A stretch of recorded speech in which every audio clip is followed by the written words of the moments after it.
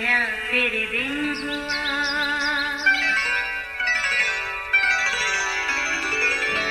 नया फिर दिन हुआ, पुरानी रात का करे सो शुक्र हम खुदा की जात का, खुदा की जात का नया फिर दिन हुआ।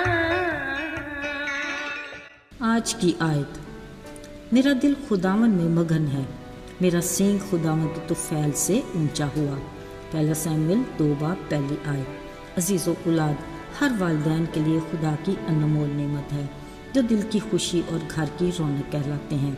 वालिदैन की खुशियाँ बस अपनी औलाद तक महदूद होकर रह जाती हैं और उनकी ख्वाहिशात का महवर भी उनके बच्चे ही होते हैं। वो अपने बच्चों के लिए इस कदर हसास होते हैं कि खुद में रही कमी पेशी वो अपनी औलाद में हर सूरत पूरी करने की आरज़ू करते हैं। एक बार मेरी दोस्त ने बताया कि जब मैं छोटी थी मेरे वालिदैन की ख्वाहिश थी कि मैं डॉक्टर बनूं। वो मेरे भाई को बिजनेसमैन बनाना चाहते थे।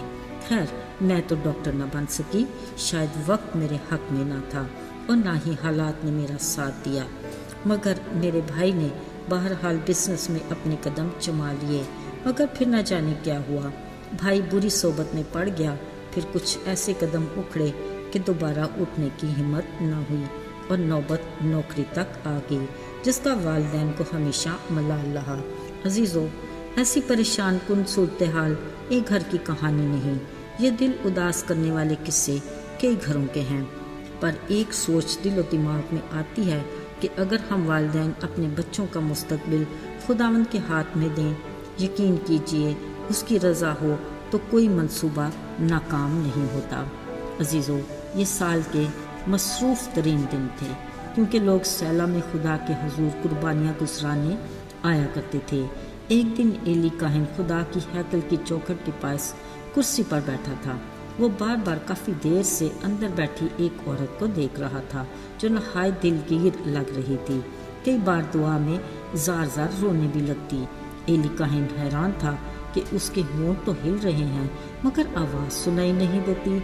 मगर तसल्ली की बात यह है कि जिस खुदा के हुजूर वो दुआ मांग रही थी वो उसके अल्फाज सुन रहा था, जो कुछ यूँ थे कि आए रब्बुल फाज, अगर तू अपनी लौंडी की मुसीबत पर नज़र करे, मुझे याद फरमा और फरामोश ना कर।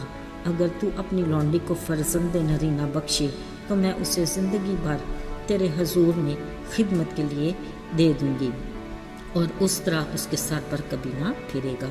जब काफ़ी देर हुई वो इसी कैफियत में बैठी रही तो एली काहिन को गुमान हुआ कि वो नशे में है। सो उसने उससे कहा, उठ, तू कब तक नशे में रहेगी? अब कहीं उसकी आवाज़ आई। उसने कहा, आए मालिक, मैं गमगीन औरत हूँ, मैंने खुदावंद के हुजूर अपना दिल उंडेला है, मैं तो अपनी फ़िक्रों और दुखों के हजूम में घिरी हूँ। अब एली काहिन को एहसास हुआ कि जो उसने उसके बारे में सोचा वो बिल्कुल उसके बरअक्स था। सो उसने उससे कहा, सलामत चली जा, इसराइल का खुदा तेरी मुराद ज़रूर पूरी करेगा। अजीज़ों, कलाम मुक़द्दस में लिखा है कि इस दिन के बाद उसका चेहरा कभी भी उदास ना हुआ। हाँ, ये औरत हन्ना थी जो अलकाना की दूसरी बीवी थी, जिसकी सौतन बे औलाद होने के बायस उसे अक्सर छेड़ती। इस सबब से वो अक्सर उदास रहती। मगर अब खुदा ने हन्ना की दुआ सुन ली और एली काहिन ने भी उसे दुआ से रुखसत किया। लिहाजा खुदा के ठहराए वक्त पर उसके यहाँ बेटा पैदा हुआ, जिसका नाम सैमुएल रखा गया, जिसका मतलब है खुदा से मांगा हुआ। फिर हन्ना ने बड़ी वफादारी के साथ अपने बेटे के लिए जो ख्वाहिश की और मन्नत मानी थी, उसके दूध चुराए जाने पर शुक्रगुजारी के नजरानों के साथ सैला में खुदा के घर लाई। तब वो बहुत ही छोटा था। हन्ना ने एली काहिन को याद दिलाया कि मैं वही औरत हूँ जिसने यहाँ खड़े होकर इस लड़के के लिए दुआ की थी। अब मैं उसे ज़िंदगी भर खुदावंद को देने का वादा किया है। अजीज़ों, इसके बाद वो लड़का सैमुएल खुदावंद के हुजूर खिदमत करता और उसमें बढ़ता गया। ये वो सैमुएल नबी है जो ज़िंदगी भर इसराइली कौम का इंसाफ करता रहा। सैमुएल की माँ हन्ना पर खुदावंद के करम की नज़र रही और खुदावंद ने उसे सैमुएल के बाद 3 बेटे और 2 बेटियां अता की। अजीज़ों, حنا کی زندگی ہر ماں کے لیے مثالی ہے۔ وہ بے اولاد تھی جو اس کے لیے نہایت تکلیف دہ تھا۔ اس نے خدا سے اولاد کے لیے دعا کی۔ جب اسے ملی تو اس نے اپنی مانی ہوئی منت کو پورا کیا اور اپنا بیٹا خداوند کی خدمت کے لیے دے دیا۔ اگرچہ یہ کافی مشکل تھا مگر خدا نے حنا کو ایسی برکت دی جو اس کے گمان میں بھی نہیں تھا۔ عزیزو، آج کے دور میں ہر ماں بھی اپنی اولاد کا مستقبل خدا کے سپرد کریں۔ عزیزو، اگر آج کے دور کی ہر ماں بھی اپنی اولاد کا مستقبل خداوند کے سپرد کر دیں تو خداوند کا فیصلہ اور ارادہ نہ صرف بچوں کے لیے بلکہ والدین کی خواہشات کے مطابق ہوگا۔ اگرچہ ہم میں سے بہت کم مائیں حنا کی طرح اپنے بیٹے کو خداوند کی خدمت کے لیے مخصوص کرنے کی خواہش کرتی ہوں گی، پر جس کو خدا نے اپنی خدمت کے لیے چننا ہے وہ اسے اپنے لیے مخصوص کر ہی لیتا ہے۔ آج ہماری کلیسیاؤں میں بہت سے ایسے خادم ہیں جو خدا کی طرف سے اس کی بھیڑوں کی گلابانی کے لیے چنے گئے، جو اپنی ذمہ داریوں کو بڑے احسن طریقے سے سر انجام بھی دیتے ہیں، جس کے نتیجے میں خداوند کا بدن ترقی کرتا محسوس ہوتا اور دکھائی بھی دیتا ہے۔